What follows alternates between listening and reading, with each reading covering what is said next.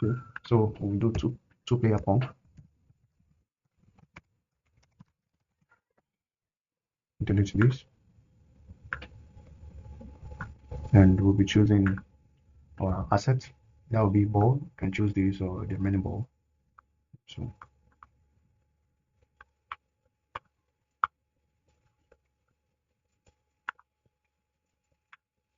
then we'll choose our assets such as paddle.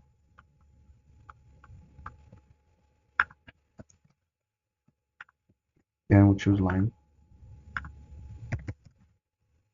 All right.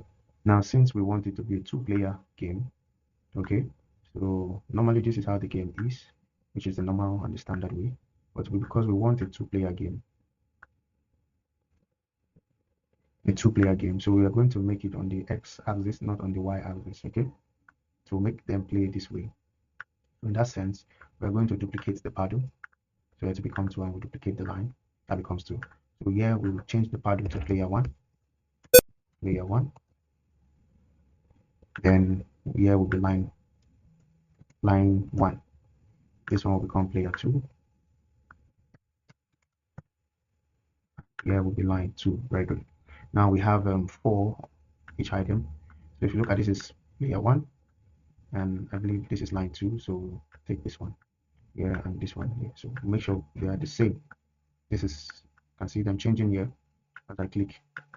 Correct. Now, if you look at these space, you notice that the max value here, is 180. So if I bring up something, the x and y grid, so let's use this. So you can see that the max value here is 180. You can see that y is 180, x is 240. So it means there is more gap on the x-axis than the y-axis. Okay, there is more gap on the x-axis than the y-axis. Now, if that be the case, we are going to set our players and lines to be on this direction and this direction to play against itself. So what we do is that we come to player 1. We come to player 1 and say, since player 1 is pointing in the direction of 90, let's make it point in the direction of 180. So that is it. So click that here, and we'll go to line 1 and do the same. Let's make it point in the direction of 180. Okay. All right. So we can take this and put it here at the back. Okay. And we do the same for these guys. 180. And same for this other one.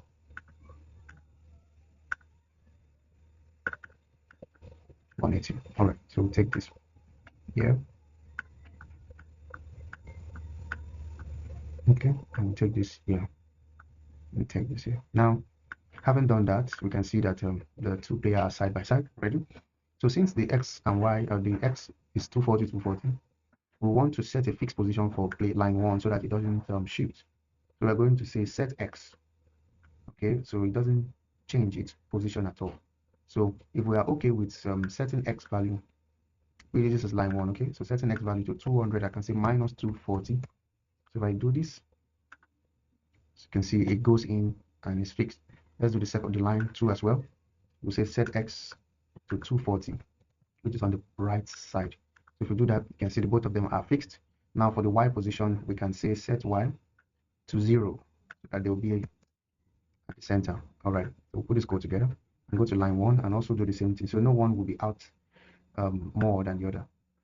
Set to 0 as well. So if I click this, both lines have the same, but the difference will now be this is player 1 line and this player 2 line. So we're going to differentiate them by changing their looks. So first of all, we're going to say set color. Set color. This is color by 0 effect. So we're going to say, let's set it by 25 effect. So if I run this, it becomes yellow. Okay. Now if I go over here and say set color by, that may not make any sense, but let's see. All right. So I'm using the negative. Okay. But since this guy is positive in nature, so I'm going to say clear effect. I'm going to say let it be 25, because everything here is plus value, and so everything here should be minus value. So I'm going to clear effect, and say let everything be -1. And if you run this, if you run the other one too, you would have the opposite.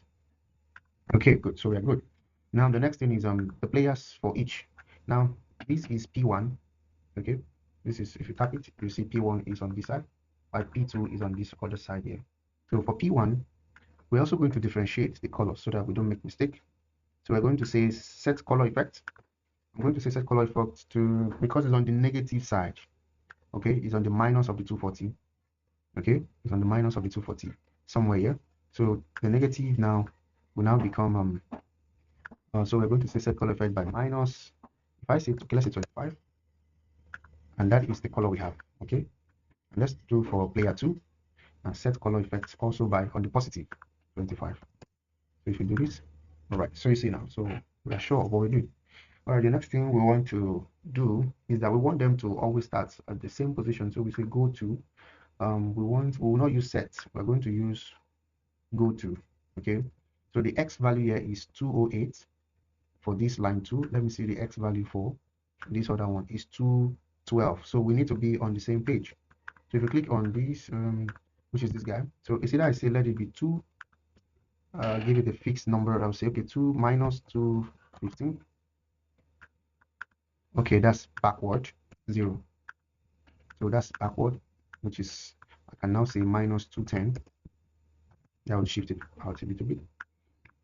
Okay, so that's fine. 210 at 0. And for P2, which is on the right hand side, okay, P2 on the right hand side, I'm going to say let it also be 210 and let it be 0. So the y is 0 or true.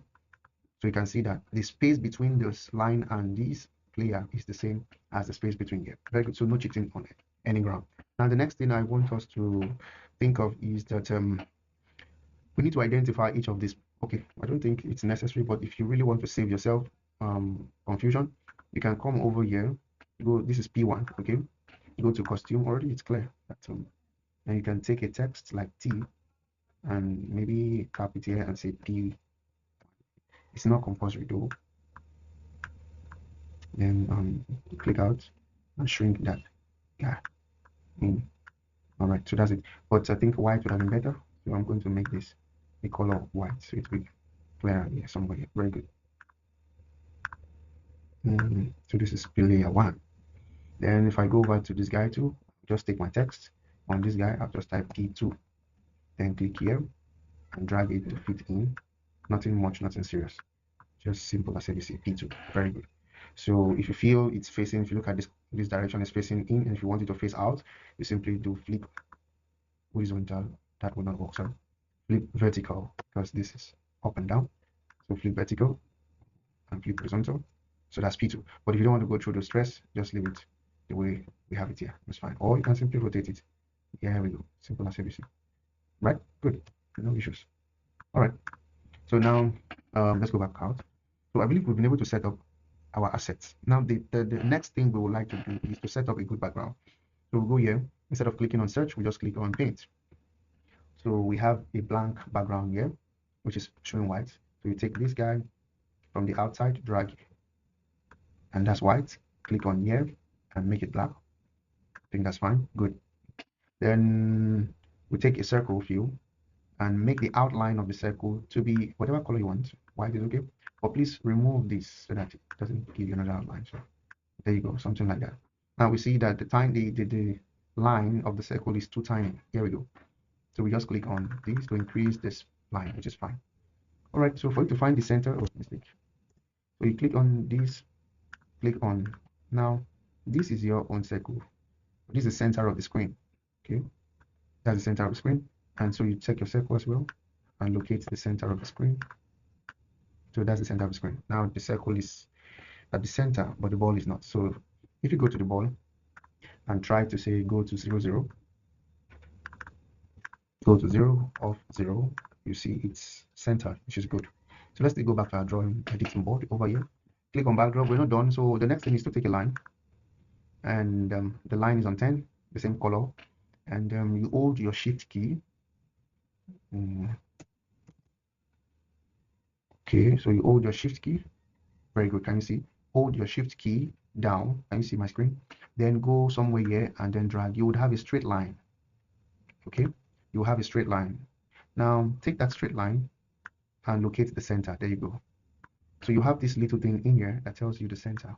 You see, if you take note of this place, you see the center, the coordinate center. So the point there is where you should drop it.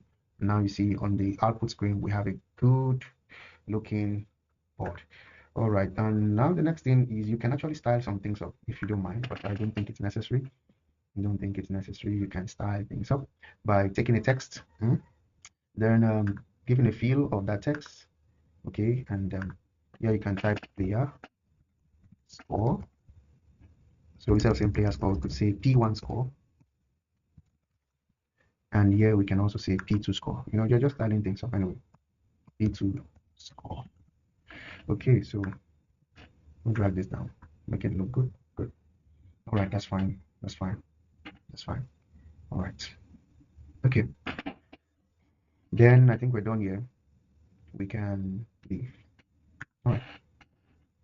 You can leave. All right. So now the next thing we're going to do is the ability to move this one and this one.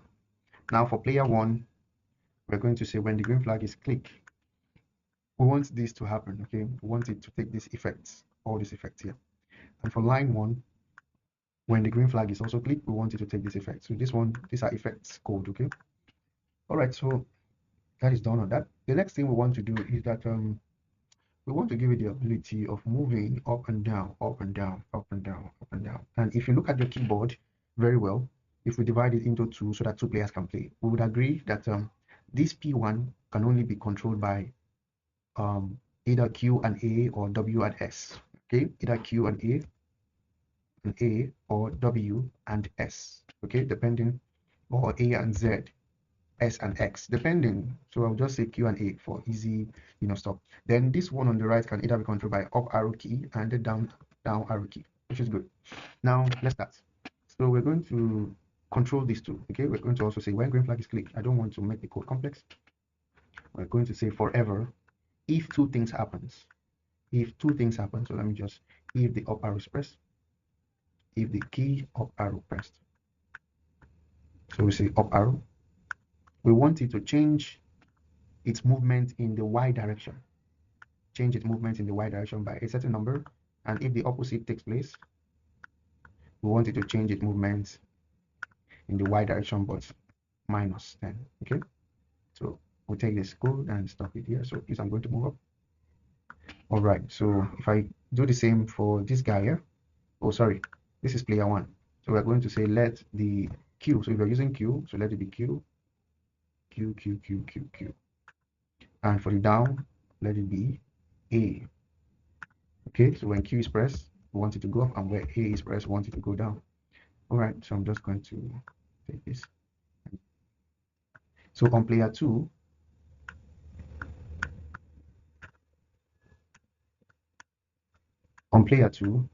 we're going to say, since it's on the right hand side of the keyboard, so we're going to say when the up arrow and when the down is pressed. All right. So if I run this code, there we go. So let me operate using A, and see Q is going up and A is coming down. There we go. So Q up, A down. And this other one, up arrow up, down arrow down, which is good. If I click on green flag, everything resets back to this coordinate. Okay, back to this first. All right, so we're making a good progress. So that's the job of these P1 and P2. Now, the next thing we need to do is that we need to make the ball itself have the ability of moving. Now, take note, we're not moving up and down, which is the Y position. We're moving X. Okay, so let's go to the ball. Now, if the tennis looks big, first of all, we go to this position. Okay, we need to reduce the size of the tennis. So we're going to say set size from 100, let's say 80. Very good. So if you click on this, that looks good enough. Not so bad. Okay, then we want it to move, like move, left, left, left, left, left, left, left, left, left. So we're going to say forever. Now we can simply use move 10. Okay, so if I run this code, it moves to the right hand side because that's 10. Okay, that's good. All right, so normally when it touches the edge, we want it to bounce. So we'll simply say if on edge, then bounce. Okay, so we have that movement. Good. It's going left, right, left, right, left, right. Now, the next thing we want to say is to give it a condition that says if it touches either these guys, any of these guys, it shouldn't get to the end of the, it shouldn't touch the edge anymore. Okay, so we're going to say if touching, if touching, if touching. Okay, so if touching, click here and say if touching player one, we want it to, now the loop effect of the rotation is 180, for example. The angle on a straight line is 180. So we want it to turn 180 degree. So, but this is not what we prefer, but let's just try that, 180 degree. So if it touches that guy, they should. Now you see, if you take note of something here, it's no longer going through like it is going through P. Can you see that? Very good. Very good. Can you see it stops here and then bounce away? Very good. Now we'll also duplicate that. So if it is also touching P2, now we want it to also do the same. So stop this and play that. There we go. So you can see, very good. Very good. So if you're to slow down, very good. So let's stop there. Now it's working as we wanted. So the game can start anyway from now, but not perfect enough. Good, good, good, good. All right, but the limitation with 180 is that it doesn't have the flexibility of choosing either to go to another chord position or just on that straight line, and that doesn't look good for us. So we're going to stop that. So what we're going to do is very simple. You see where we have 180, we're going to tweak it a little bit. So we'll go to our maths mode. There's something called pick random. You see this word pick random? It's trying to tell the ball, a ball, when you touch me, you can pick to go either up this direction.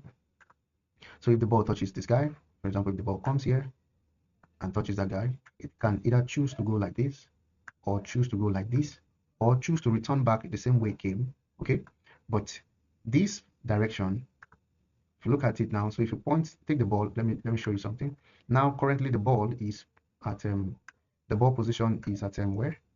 If you see the ball X position is at what? 118. So take note of that. But if I move the ball away from here and put the ball somewhere here, you notice that the ball position, you see, is now at 5. If I move the ball again away from there and put it somewhere here, the ball position is now at 35. Okay, so between 5, 35, 116, you know, and that makes it interesting so that this guy won't just stay at the spot, will move up and down, up and down. Okay, all right, so that's our objective. So that's the essence of the word random. Okay, let's go. So this pick random, we should have, let's try 180 first. So let's say move minus 180, which is downward, and 180, but that doesn't make any sense anyway. So let's just say 170 to 180. But that's still not what would be best. So if I put this guy here, and put this guy here, all right. Okay, so that's not what we want. Okay, can you see it's moved down? Can you see it has the ability of okay, there we go. Instead of going straight, it's now moving on its own, determining its own position. Okay, there we go, there we go. You see, that's it. Now it's making more sense. Very good. There we go. That's good. That's good enough. So if I try and play by moving, let me click on green flag. Okay, good. Can you see? Good. Now the game is working as expected. And also there are lapses though with 180. Can you see? I am not changing. My P position is not changing. You see? My P position is not changing, which means whoever is playing with P will just be resting. So what we need to do is simply we're continuing from where we stopped the last time. I believe we had a transition here, so we're trying to fix this. So what we needed to do, we noticed that the ball wasn't working well, so we just needed to introduce one other thing, and that would be these two blocks. I'll explain. So where we have turn random of 170 to 180, that means we're trying to tell the ball, instead of going on a straight line of 180, because that's how I'm going on a straight line, we now want you to, you know, have the ability of choosing either you should go any of the direction. Okay, that has been made clear. But we also noticed that it wasn't really working well. So we want to introduce a particular block that says point to a certain direction, picking a random between these two values. Okay, so we agree that this particular word, player one, is going towards the plus direction. So if you check, player one is pointing up back the ball we get here, for example, and is to go towards the plus. Can you see the changes here? So take note, this is on the negative side here. but because it's pointing to go to the plus direction, so that's positive. So we're going to take this and put here. And we notice if it touches player 2 is on the positive already, is pointing to the negative direction.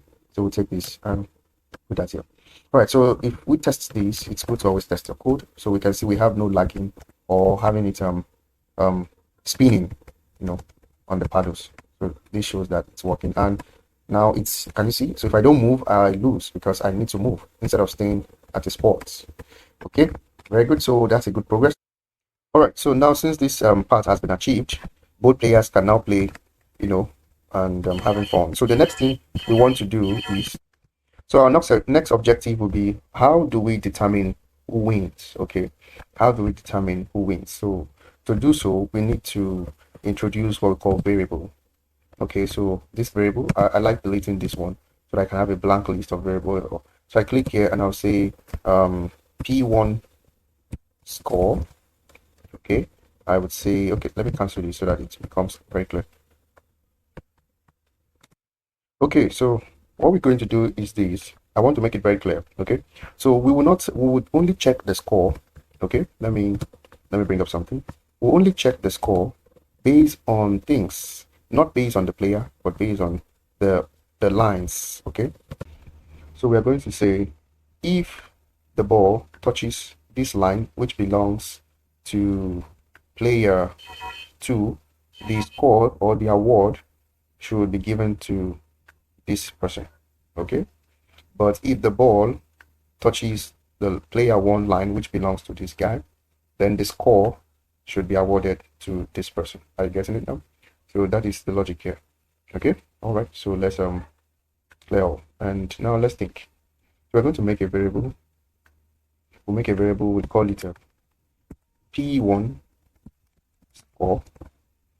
Say leave it for all these parties. Okay, and you come here and say P2 player 2 score. Okay, and say okay as well. Very good. So so this P2 score would go for this, and this P1 score would go for this. You can right click on it. Right click. When you right click, you see normal readout, large readout, etc. So we want it to be large readout. Okay, so we put that here. Then we want this to be large readout, so we put that here as well. That's good. All right, remember that when this one touches here, it gives it the point. This comes as a result of this. Okay, all right, good. So how do we implement that now? So this is what we're going to do. All right, so I would love us to, but I don't want us to congest this particular part of the code again. So what I'm going to do is I'm going to scroll down, then I'm going to say when green flag is clicked, I want it automatically to set all scores to 0. All scores to 0. So I'm going to say P1 score is 0 and P2 score, which is player 2 score, is also 0. So automatically. Now when that happens, it's now going to start checking. For example, we're going to use we don't use for if with that, so we can say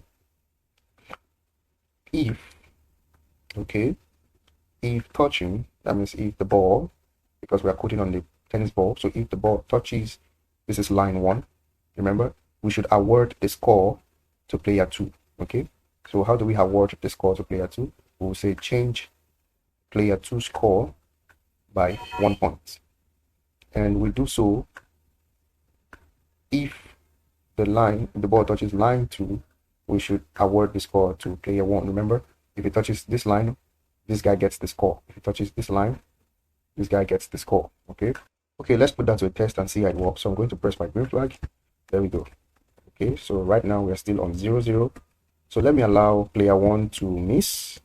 Can you see the score given to player 2 becomes 0, and so on and so forth. But an observation, each time it touches this, it's either it hurts it, make it 2 or more. So what we're going to do is that we're going to put a wait second so that it doesn't just double the score for each player. So we're going to say wait. Okay, so run this code again. Very good. That's 1 point. Okay, all right, so let me lose. That's 1 point each. Can you see? Now it's working as expected. That's 3 points. That's 3, 2. Okay, now this is you see, so now this is working as expected. Good. Now that's not all about it. We're thinking of it like a tennis. So there's a guy here playing and there's another guy. All right, so which other idea can we introduce? Now take note that this one controls this one here. Let me add a comment to it. It controls the points or scores. Okay, so then while above here, this guy controls, add comment, this guy controls the ball movement. Okay, all right, so okay, so now based on my little experience on tennis or yeah, table game, I noticed you could say the player could say, for how long are we going? Okay, like are we 1 to 10? Let's see who get to 10 wins, something like that. So whoever gets to 10 wins, okay, or something like that. All right, so to implement the fact that this is 5-3, 4-3, 6-3, 7-3, then 10-9, whoever gets to 10 becomes the winner. How do we implement that idea? Okay, so to implement that idea, we are going to use a particular check method, and that will be in control. So we're going to check by saying if, okay, using the if, I'm still using if. I would have loved to introduce that here. Let me see, should I introduce in control? This is control. Okay, let me not introduce it in control. Let me, so that the code can be very clear, okay? Let me introduce it in another block, okay, calling it another function. So this one we are going to call it add a comment, and this one we'll call it check for winner. It's checking for winner. Who would be the winner? So that will be when the green flag is clicked as well. We want to check for the winner. Okay, so here in this sense, we're going to say forever if the score, so this is what we need. If the score is the same, if we use equal to, let me tell you the setback. If you use equal to, for example, if the score is equal to 10, because we're trying to do 1 to 10, right? The 1 to 10 stuff. For example, whoever gets to 10 is the winner. Okay, so if P1 is equals to and P2 is equals to 10, we want to declare winner. Okay, we want to declare winner. So we could simply test our game by using a very simple method, say winner, for example, or let's just say player 1 wins. Player 1 wins. Then if the other one, we'll say player 2 wins. Player 2 wins. In order for us to stop the game, we can just simply stop all using stop all, but we can't tell the number of seconds it will take. Okay, so we can say stop all that script in sprite. Okay, immediately stop all that script in sprite.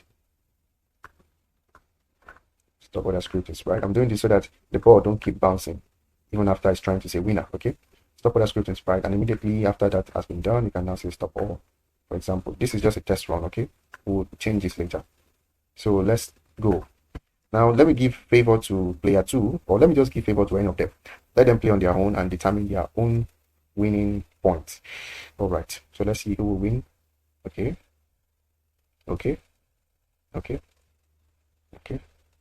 So just want to, okay, I think player 2 is going to win. Okay, okay, all right, okay. Now you see it stopped all, and player 2, it didn't say, oh, maybe I didn't see that clearly. If P1 score is greater than, okay, so P2 score is equals to 10, stop other scripts in sprite. Okay, I think that's okay, say the following. Let's test that code again.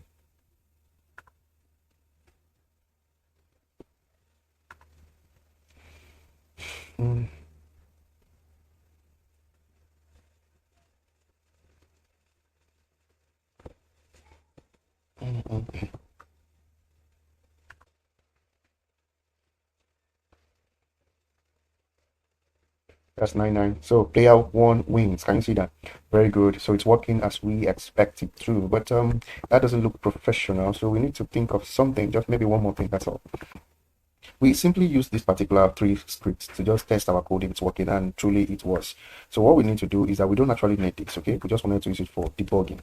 So instead of us to use that, we're going to check for something. So we're going to I don't want to use an element that is not in Scratch. So I'm only going to focus my attention on things that are in Scratch. So I'm going to go and look for something like a trophy, so let me not be too fast. Okay, I couldn't look for anything that looks catchy to the eye. So I'm suggesting I'm going to use this guy here. So I'll bring the referee in. So the referee would blow or point in favor of the winner. Okay. All right. So I'll go to the referee, for example. I'll go to the costume of the referee. I don't need yellow card, so I'm going to delete. Then I don't need the hands down. Okay. So I think I'm okay with this one or this one. So I think I'm okay with the two hand pointing towards the winner. So I'll delete the last one. Okay. So this is fine by me. So select all these and say group. Good. Good. All right. That's fine.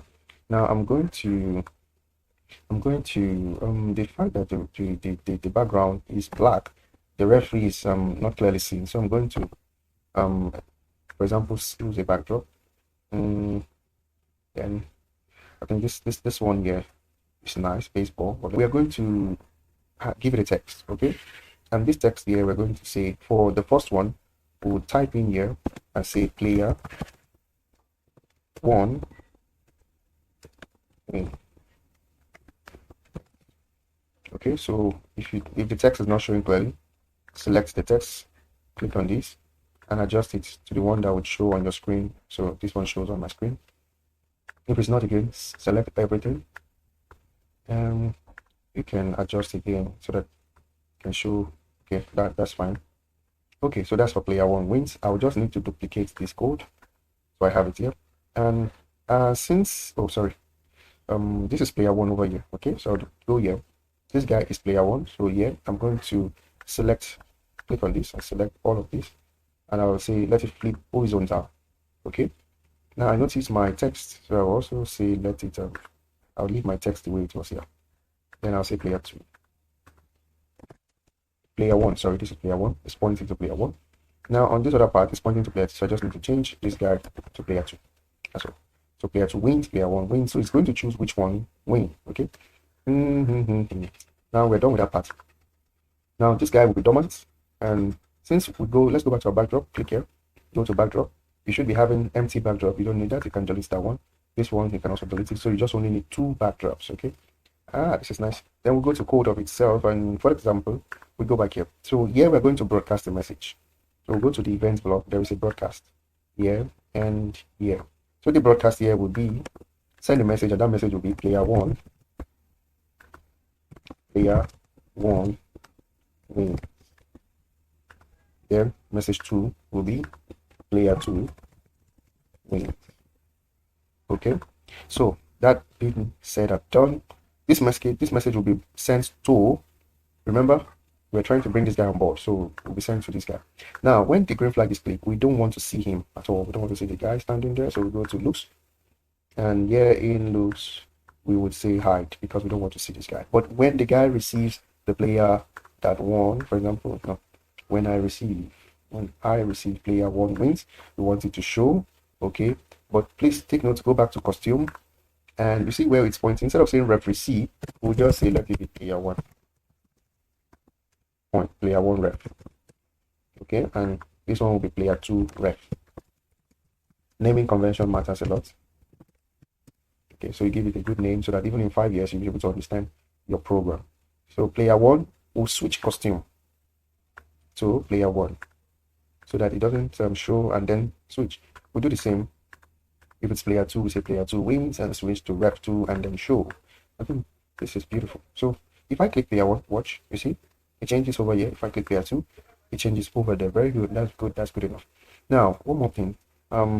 We know that this black background would always be the default screen. So we'll go to the background code. Please click here.